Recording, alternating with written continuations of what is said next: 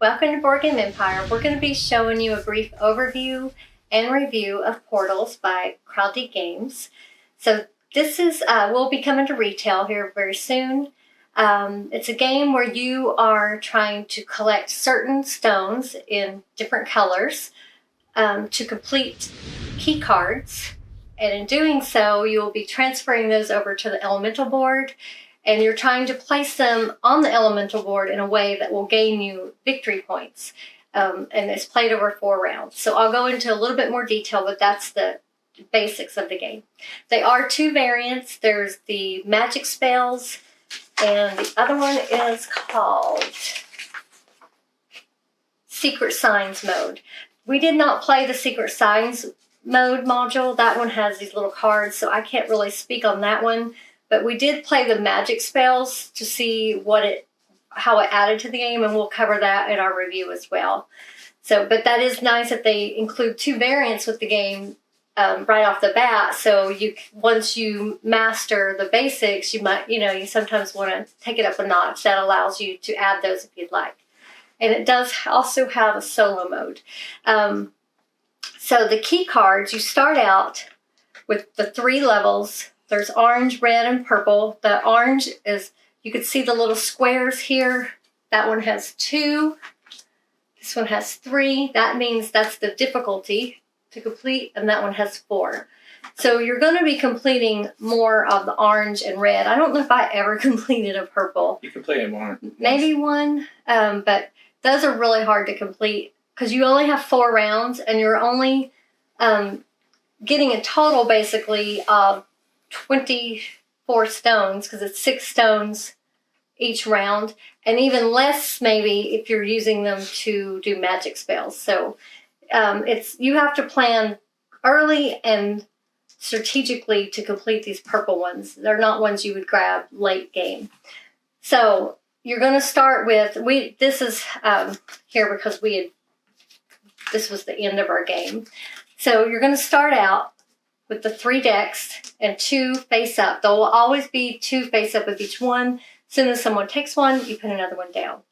You will, first player gets to, there's not enough stones in here, I don't think, to do it, but you just randomly place 6 stones of any color on each of these circles. There's not enough to do that, so we'll scrap one there. Each player has markers here, so I was the purple, I believe, so I have 6 markers of my choice. You put 3 on one circle, 3 on the other, and Anthony had the green marker. He had 3 and 3. So the purpose of those markers, anytime you take a stone, you place your marker there, take the stone and put it on your key card that's in your playing area.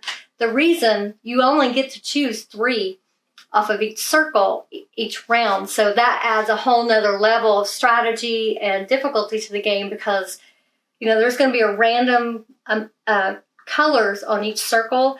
So as you can see, a bunch of orange came out on this one. Say you don't even want orange, you're still going to have to pick 3 off this, and say there's more on this one that you would like to have, you're stuck picking 3 and 3. So you've got to work around that.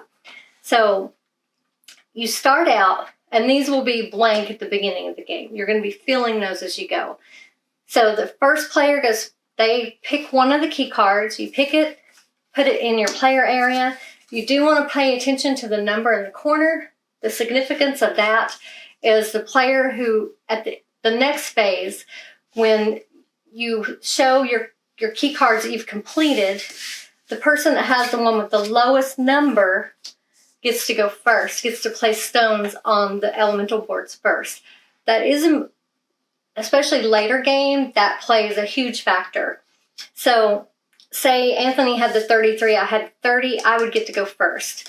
So you always have to grab a key card until you have 4. You can't have more than 4 in your player area. So once you have 4, you just skip that step, and you always have to collect a stone. There's no getting around that. So it doesn't matter if you don't want one of those stones, you have to collect it.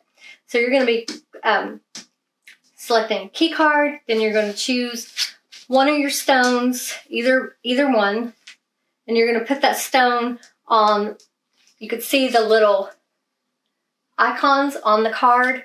that's the only place you're putting the stones. The rest of the squares don't matter, because this is considered completed when you have 2 stones of any color on those icons that are on the card. And they're in different areas on the card. And the reason this has a grid of 9, even though you're not using that whole grid, when you complete your card and you're transferring to this elemental board, you have to basically envision if this card was sitting on top of a 3x3 grid on the elemental board. You can't go off the board at all. It has to be in the same pattern on the board. It can be anywhere on the board as long as it's on the 3x3 in the same, and you can flip that around. You can flip that in any angle that you want as long as it matches, the 3x3 grid. It can't be like sideways, but you can keep flipping it until you get these stones. Because I'm going to put it right here on that 3x3. So this one would go here. So it would be 1, 2, 3, 1, 2, 3, 1, 2, 3. As you can see, this one already has a stone on it. So this just goes back in the bag because there's already a stone there. But I get to score off of this one, and that's a pretty good one at the start because you score. It didn't match the color of the square. If it matches the stone with the color of the square, if that had been a blue one, I've got 1 point for that. It doesn't match, but it is adjacent to 2 other blue ones. It could be diagonal or orthogonally. So I get 2 victory points. You would just grab 2 victory points and put them over in your player area. So you get points if they're adjacent to one of the same color, diagonal or left, right, up, down, or if like this one, it's a blue space, matches the blue stone.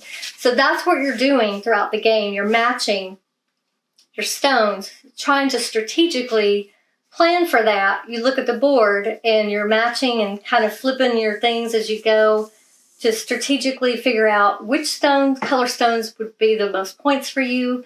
And you're trying to complete as many as you can. I think the most we completed in a round was 3. And that's when we were grabbing more of these. Because as you can see, these you only need 2 stones to complete them, whereas these you need 3, and then these you need 4.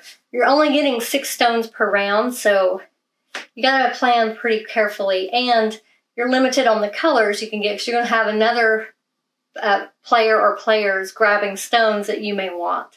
So as you can see, this is what our board ended up looking like at the end of the game. It gets pretty competitive in the last round. So there's going to be less places that you can really gain points. So you have to be very strategic in that 4th round. And you're going to, we had one where we actually had very similar key cards and we grabbed the same 2 color stones. So we were going for the exact same area on the elemental board, and he got to go first because he was the lower number. The way, though, to basically change that is when you add these modules. The magic spell allows you to spend a stone. Instead of putting one on your key card, you could put it on one of these magic spells. The thing to note there is, this was actually here, is you can only have, once a color is placed on a specific spell, you can only use that color stone to activate that spell. When they're empty, you can put any color stone that hasn't already been used on another spell. So once that's locked in for that spell, you can only put this blue-green for that spell. You can't put it on any of the others. So as you can see, we like this one a lot. We used green. This one we locked in purple. And so you can see you're losing stones by doing this because but some of them, there is one that gives you, let me say what those do. So this one allows you to take 1 stone from any board and place it on an unoccupied square of the same or another board. So you don't get to take the stone and put it on your key card, but it allows you to manipulate these elemental boards to take a stone somewhere and put it anywhere on that board or the other board. And the reason you'd want to do that is you can see what your opponents are doing. You can tell maybe, oh, they're going to get a lot of points. Like, say he had a purple one I knew he was going to put there. Not only would he get 1 for the purple matching the purple, he would get 3 more points for all the adjacent ones around it. So that would be a 4-point play. So if I knew he was going to play for that, I would probably remove one of those to, at least make it more difficult, or even maybe move that one here so he couldn't even play there. Or actually, he could still play there, actually. I don't know. I would probably, or maybe just move this one there where he can't even play there at all. So that would probably be the better move. This one we did. Although I wouldn't take her advice since she lost twice. I did not win at this game at all. So the second one, this one here, immediately activate one of your key cards, even if it's uncharged. Not all of its squares have stones. That one we used a lot. And again, that's a great one to use in 4th round, because especially if you have a purple one you haven't finished yet, that's when you would want to activate that spell. I think that is how I finished a purple one.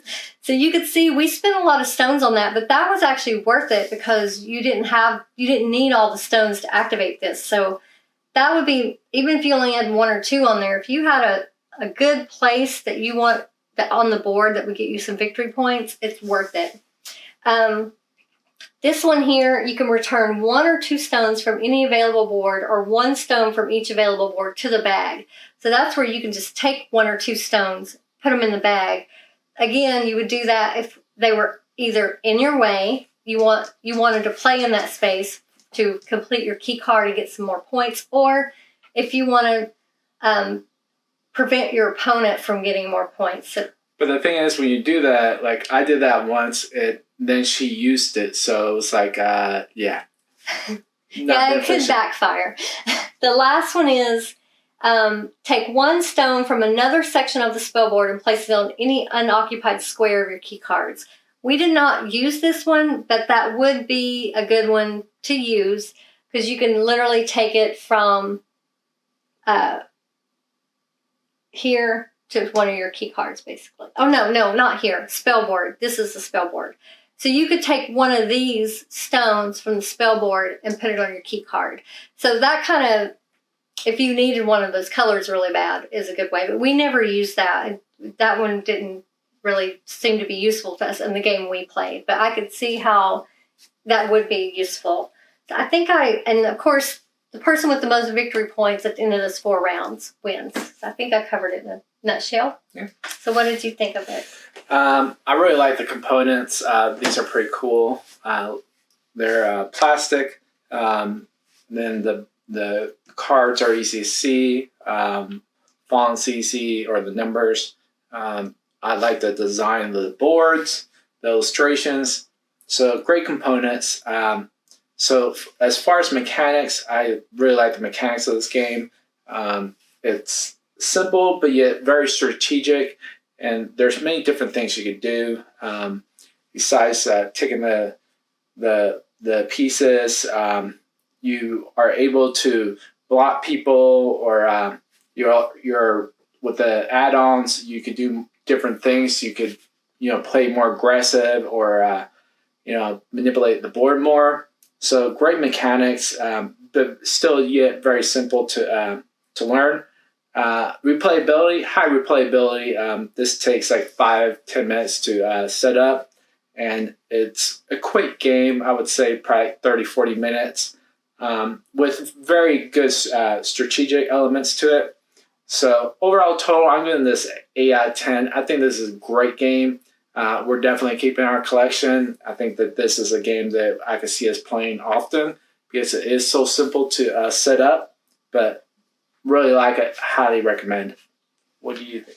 Did you say what your rating was? Yeah. Well, 8 out of 10? Sorry, I was looking over there in a second. I really enjoyed this game as well. It's very strategic. And what I like about it is, I will say on the components, they are very nice. I love these plastic stones. And everything else is just, it's a really well-made, well-thought-out game. It's it has something for everyone. If you like strategy games, it's simple enough to where you can pick it up very easily, teach it very easily. And he said 30, 40 minutes, but it says 20 on the box. And I don't think it took us 30, 40 minutes to play it. It's probably more of a 25. Depends on how long people mull over their play. I mean, yeah, so that's you. That does add to it, because especially later in the game, there's less spaces to play, so you might mull over more. But probably 30 minutes is a good accurate guess on how long it took. Well, for us. But yeah, it has something for every level of gamer. If you can play it without the modules, and it's a very simple but fun strategy game. And what makes it cool is you can flip these around any way you want to place them. I mean, it's just a ton of strategy, and there's really no take that really when you're just playing the basic module, other than if you happen to take a spot first that someone else is taking. But that wouldn't be really take that. It's just because there's only so many places you can play. It just so happens that you're both going for the same thing. Where it gets a little bit more take that is when you add on this spellboard module, because you can manipulate things more, even though you're not actively, doing anything to their key cards. You could kind of mess with them knowing that where they're going to play that way. But usually for me, I was most using it to benefit myself. I wasn't really paying that much attention to what he was doing. Maybe that's why I didn't win, but I was having a hard enough time just calculating in my head, like, where I'm going to put all these stones. She's not good at games like this. She's an overthinker. And so he's better at seeing patterns. He sees patterns quicker than I do. It takes me a little longer, and I do overthink it. And I try to find every little nook and cranny that I might be able to put that and see which point's better. So I do way overthink it. But he beat me. He didn't beat me by a lot, just a couple of victory points, like 3 or 4 each game. We played twice. We played one with just the base game and once with the spell board. And honestly, both ways were fun. I don't feel either is better than the other. It just depends on what you want. So you aren't really missing out on anything if you don't play with the module, in my opinion. But I would think once you played it quite a bit with the base game, it probably would be fun to add that as just, make it a little bit different of a game. And again, we haven't played with the other one, the Secret Signs module. I don't know what that one does. I haven't read on that one. But I would definitely give this game a 9. I really enjoyed it, and we will definitely play this game again. It was a lot of fun, and it's quick to set up, quick to play. Those type of games make it a lot to our game nights, because I know we have a ton of games we need to play, but we make sure and keep this fun. I mean, this is a hobby, and we make sure and keep this fun, and every week or most weeks, we each get to pick a game, any game we want to play. It doesn't matter if it's one we need to do for the channel or one we love that we play, just so we can keep all the games that we like in our rotation. And so I could definitely see this one being one that's chosen on one of those game nights. So you should definitely check this out. We will put the link in the description. Again, it is coming to retail, and it's a great one. So did you have anything else you wanted to say? So hopefully this video helped you to decide whether this is a game you might want to add to your collection. Feel free to leave comments or questions. We get to those as soon as we can.